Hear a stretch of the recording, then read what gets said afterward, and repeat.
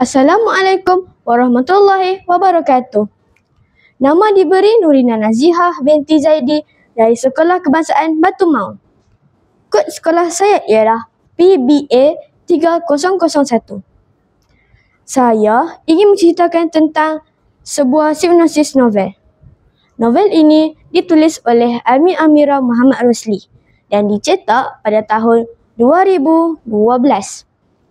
Novel ini mengisahkan tentang kegigihan Amni untuk mendapatkan 5A dalam ujian UPSR.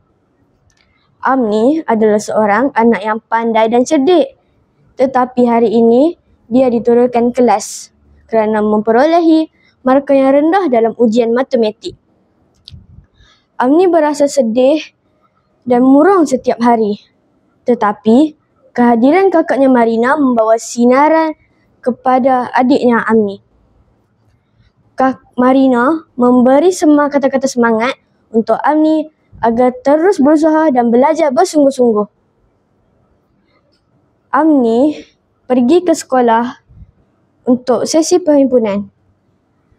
Kali ini Amni merasa bahagia kerana dia dapat berjumpa dengan sahabat lamanya Ramlah. Ramlah ialah sahabat Amni dari tahun 1 lagi. Kini Amni berasa gembira dengan kawan barunya Anissa, Jasmine dan Nurlisa. Dan tidak lupa juga kehadiran seorang guru bernama Cikgu Rita. Cikgu Rita ialah guru kelas 6 budi dan guru matematik kelas Amni. Amni semakin bahagia sekarang. Semasa ujian, bapanya menghantarnya untuk kali pertama. Amni dapat menjawab ujian dengan benar. Dari grade C, dia melonjak ke grade B. Dia berasa sangat bahagia dan bertekad untuk mendapatkan grade A. Amni belajar bersungguh-sungguh demi mendapatkan grade A.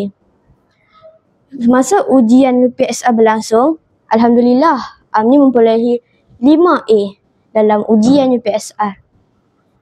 Amni ingin mengkongsikan kegembiraannya bersama dengan Kak Ina. Kini, Amni menjadi bahagia selamanya. Kawan-kawan, pengajaran yang kita boleh peroleh dari cerita ini ialah kita mesti berusaha dan jangan putus asa. Meskipun markah Amni rendah, tapi Amni belajar bersungguh-sungguh demi mendapatkan markah yang tinggi. Sekian, terima kasih.